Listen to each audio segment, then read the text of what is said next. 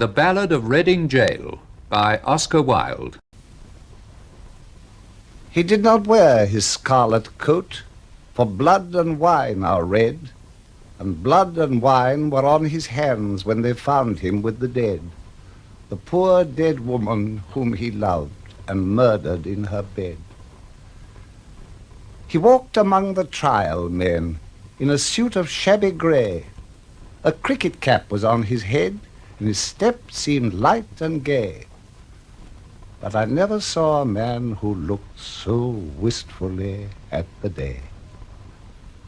I never saw a man who looked with such a wistful eye upon that little tent of blue which prisoners call the sky, and at every drifting cloud that went with sails of silver by. I walked with other souls in pain within another ring, and was wondering if the man had done a great or little thing, when a voice behind me whispered low, "That fellow's got to swing." Dear Christ, the very prison walls suddenly seemed to reel, and the sky above my head became like a cask of scorching steel. And though I was a soul in pain, my pain I could not feel. I only knew what hunted thought quickened his step, and why he looked upon the garish day with such a wistful eye. The man had killed the thing he loved, and so he had to die. Yet each man kills the thing he loves. By each let this be heard. Some do it with a bitter look, some with a flattering word. The coward does it with a kiss, the brave man with a sword. Some kill their love when they are young, and some when they are old. Some strangle with the hands of lust, some with the hands of gold. The kindest use a knife, because the dead so soon grow cold. Some love too little, some too long, some sell and others buy. Some do the deed with many tears, and some without a sigh. For each man kills the thing he loves, yet each man does not die. He does not die a death of shame on a day of dark disgrace, nor have a noose about his neck, nor a cloth upon his face, nor drop feet foremost through the floor into an empty space. He does not sit with silent men who watch him night and day, who watch him when he tries to weep and when he tries to pray, who watch him lest himself should rob the prison of its prey. He does not bend his head to hear the burial office read, nor, while the terror of his soul tells him he is not dead, cross his own coffin as he moves into the hideous shed. He does not stare upon the air through a little roof of glass. He does not pray with lips of clay for his agony to pass, nor feel upon his shuddering cheek the kiss of Caiaphas. 6 weeks our guardsman walked the yard in the suit of shabby grey. His cricket cap was on his head, and his step seemed light and gay. But I never saw a man who looked so wistfully at the day. I never saw a man who looked with such a wistful eye upon that little tent of blue which prisoners call the sky, and every wandering cloud that trailed its ravelled fleeces by. And strange it was to see him pass with a step so light and gay, and strange it was to see him look so wistfully at the day, and strange it was to think that he had such a debt to pay. So with curious eyes and sick surmise we watched him day by day, and wondered if each one of us would end the self-same way. for none can tell to what red hell his sightless soul may stray. At last the dead man walked no more among the trial men, and I knew that he was standing up in the black dock's dreadful pen, and that never would I see his face in God's sweet world again. A prison wall was round us both, two outcast men we were. The world had thrust us from its heart, and God from out his care. And the iron gin that waits for sin had caught us in its snare. The governor was strong upon the Regulations Act. The doctor said that death was but a scientific fact, and twice a day the chaplain called and left a little tract. And twice a day he smoked his pipe and drank his quart of beer.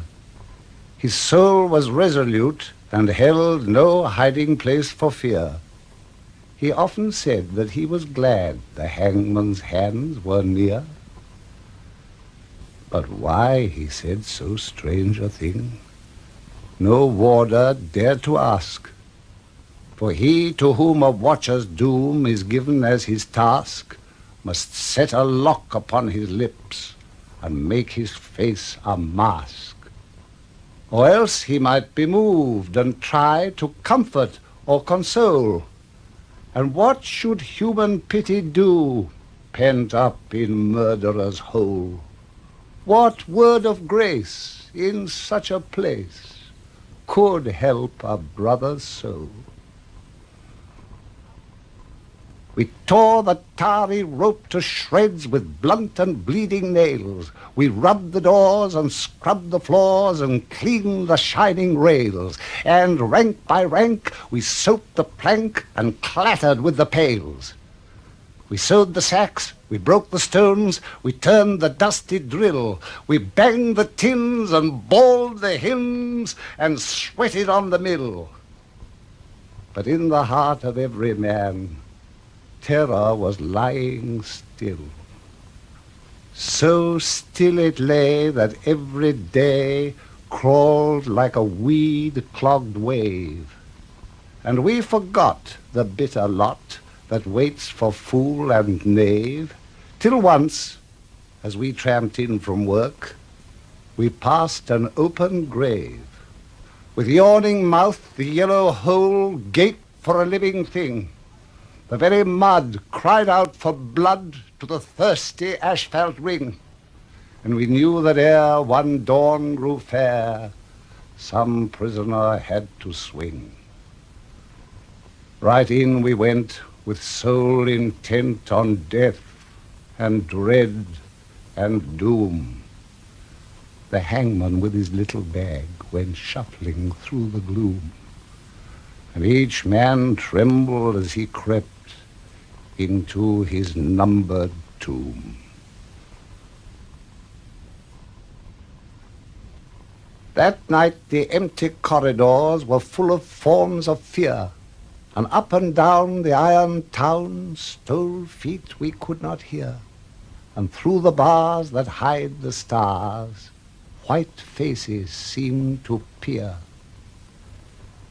He lay as one who lies and dreams in a pleasant meadowland. The watchers watched him as he slept, and could not understand how one could sleep so sweet a sleep with a hangman close at hand. But there is no sleep when men must weep who never yet have wept.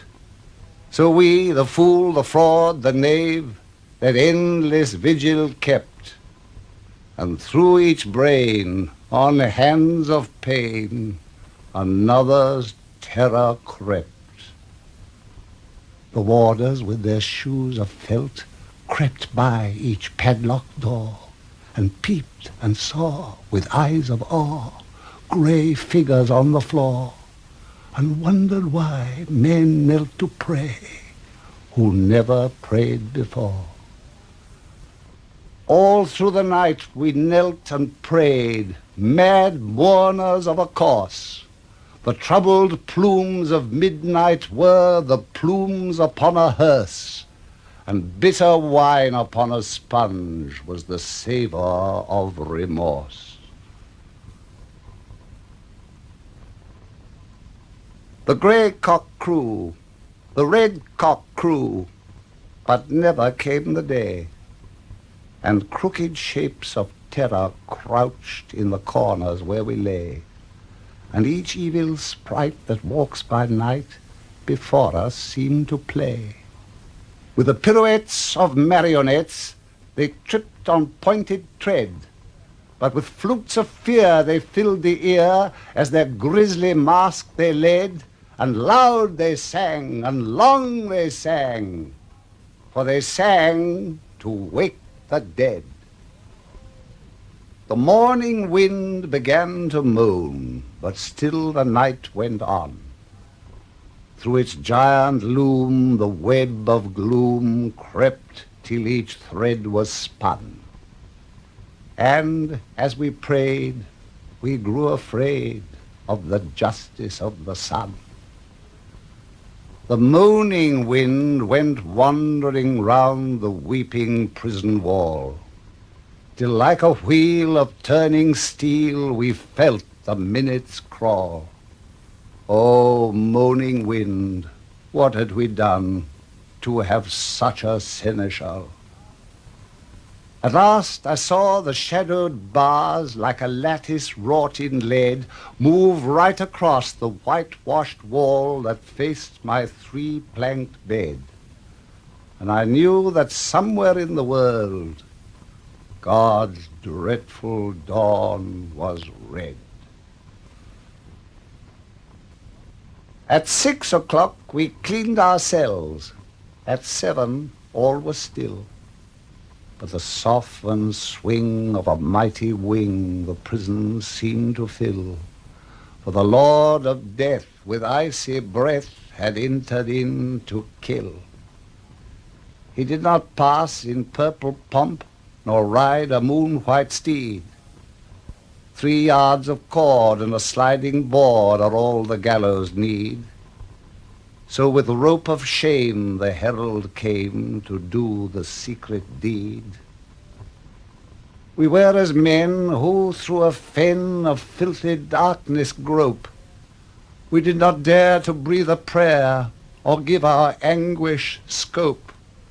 Something was dead in each of us, and what was dead was hope. For man's grim justice goes its way and will not swerve aside. It slays the weak, it slays the strong, it has a deadly stride. With iron heel it slays the strong, the monstrous parricide.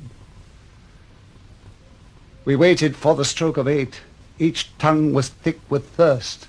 For the stroke of 8 is the stroke of fate that makes a man accursed. And fate will use a running noose for the best man and the worst. We had no other thing to do save to wait for the sign to come. So, like things of stone in a valley lone, quiet we sat and dumb. But each man's heart beat thick and quick, like a madman on a drum.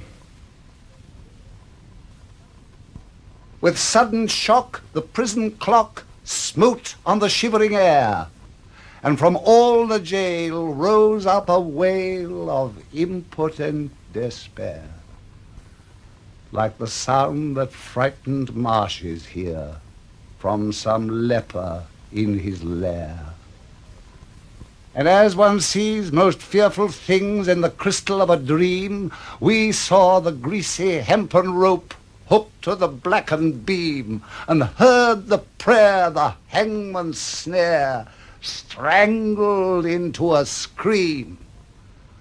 And all the woe that moved him so that he gave that bitter cry, and the wild regrets and the bloody sweats none knew so well as I. For he who lives more lives than one, more deaths than one, must die. There is no chapel on the day on which they hang a man.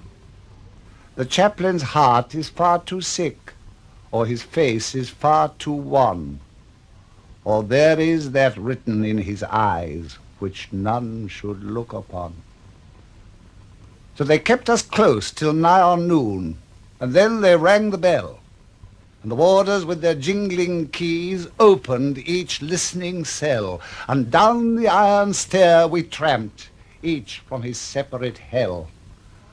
Out into God's sweet air we went, but not in wonted way, for this man's face was white with fear, and that man's face was grey. And I never saw sad men who looked so wistfully at the day. I never saw sad men who looked with such a wistful eye upon that little tent of blue we prisoners call the sky, and at every careless cloud that passed in happy freedom by. But there were those amongst us all who walked with downcast head, and knew that had each got his due, they should have died instead. He had but killed a thing that lived, whilst they had killed the dead. For he who sins a second time wakes a dead soul to pain, and draws it from its spotted shroud, and makes it bleed again, and makes it bleed great gouts of blood, and makes it bleed in vain. Like ape or clown in monstrous garb, with crooked arrows starred, silently we went round and round the slippery asphalt yard. Silently we went round and round, and no man spoke a word. Silently we went round, and through each hollow mind the memory of dreadful things rushed like a dreadful wind, and horror stalked before each man, and terror crept behind. The warders strutted up and down and kept their herd of brutes. Their uniforms were spick and span, and they wore their Sunday suits. But we knew the work they had been at by the quicklime on their boots. For where a grave had opened wide, there was no grave at all, only a stretch of mud and sand by the hideous prison wall, and a little heap of burning lime, that the man should have his pall. For he has a pall, this wretched man, such as few men can claim. Deep down below a prison yard, naked for greater shame, he lies with fetters on each foot, wrapped in a sheet of flame. For 3 long years they will not sow, or root, or seedling there. For 3 long years the unblessed spot will sterile be and bare, and look upon the wondering sky with unreproachful stare. They think a murderer's heart would taint each simple seed they sow. It is not true.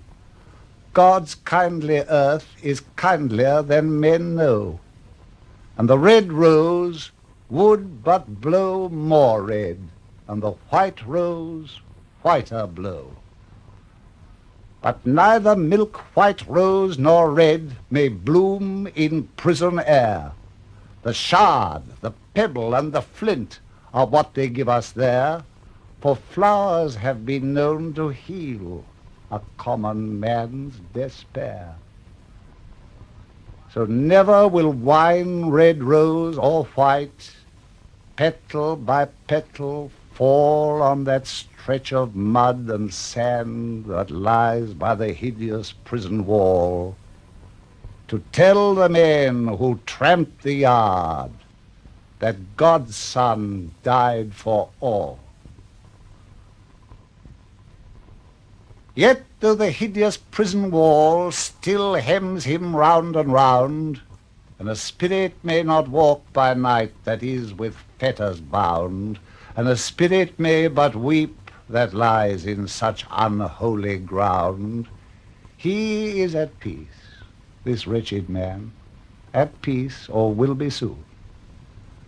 There is no thing to make him mad, nor does terror walk at noon, for the lampless earth in which he lies hath neither sun nor moon.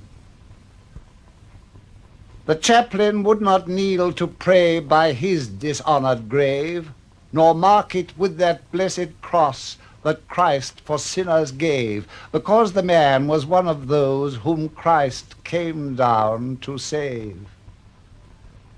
Yet all is well.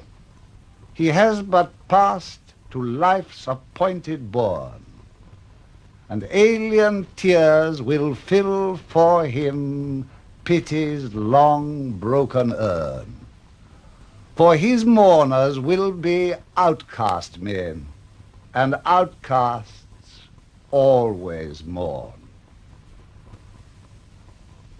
I know not whether laws be right or whether laws be wrong.